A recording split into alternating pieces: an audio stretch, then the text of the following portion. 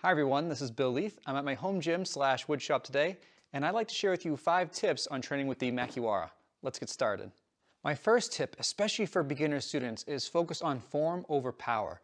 It's very tempting to go up to the Makiwara and start striking as hard as you can, but if you do that, you're going to lose out on developing proper technique and you risk injuring yourself. So I have all new students when they first set out, make sure that as you're striking the Makiwara, your alignment is correct. You're using your whole body into the strike, and start off slow so you do not injure yourself. So there's nothing wrong with going up to the Makiwara and just pressing into it with your strike, making sure everything feels okay before you start hitting a little lighter. And then as you get more comfortable with the technique, then you can really start striking into the Makiwara and focusing on developing power. Adding on to that, my second tip is to practice the alignment of all your strikes.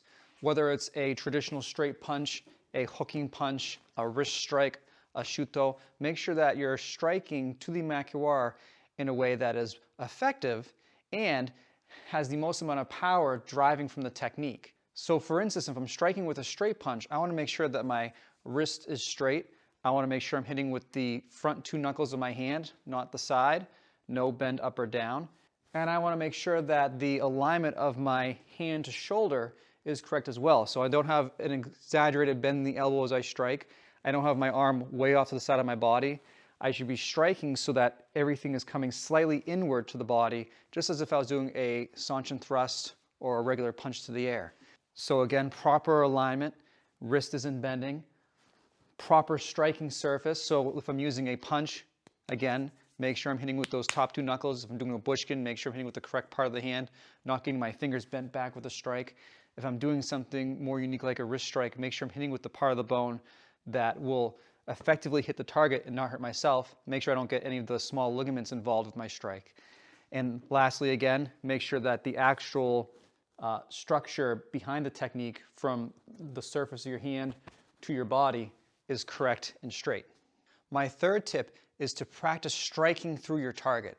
If I just hit the surface of something, it's not going to be as powerful as if I penetrate through that object. This is the same concept we use when practicing board breaking. With the Makiwara, I'm not just going to hit the surface of the leather. I'm going to try to strike past that point to the opposite side of the Makiwara. So when I practice, I envision not just hitting here, but hitting past that target. No matter what the technique is. If I'm doing a hook punch, same thing. I'm not just hitting the surface, hitting through that technique. If I'm doing a reverse shuto, same thing. Don't hit here, hit past that target. And that's going to give you far more power compared to just hitting the surface. So here, just hitting the surface versus hitting through the target each time. My fourth tip is to use your whole body with the strike. Now that doesn't mean you hit the target as hard as you can. It means you use proper body mechanics from the feet up to the shoulders, extending through your hands for each strike to develop a maximum power with minimum effort. So if I'm doing a straight punch, my feet are grounded.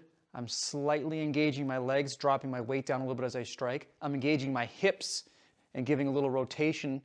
And that will generate power from the floor all the way up. And as that energy travels through my body, I can release it with my strike as I hit the pad. So again, I can do this technique light and work my whole body mechanics, even practice like we talked about before, pushing a little bit. And then when I'm ready and comfortable, I can start hitting that Makiwara nice and strong. My final tip is listen to your body. You can 100% overtrain on the Makiwara. If after a number of strikes the pain is increased to an amount that you can't handle striking more, then stop. You don't want to develop long-term damage to your hands or to your wrist by training with the Makiwara. One of my favorite sayings from one of my instructors is don't ruin tomorrow's workout with today's. You absolutely can overdo your training, so remember, use the Makiwara as a tool to improve your technique, not as something to hinder it.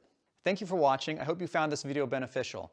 If you like this video, please do me a huge favor and subscribe to my channel, like the video, and leave a comment on what type of tips or techniques you'd like to see me talk about next.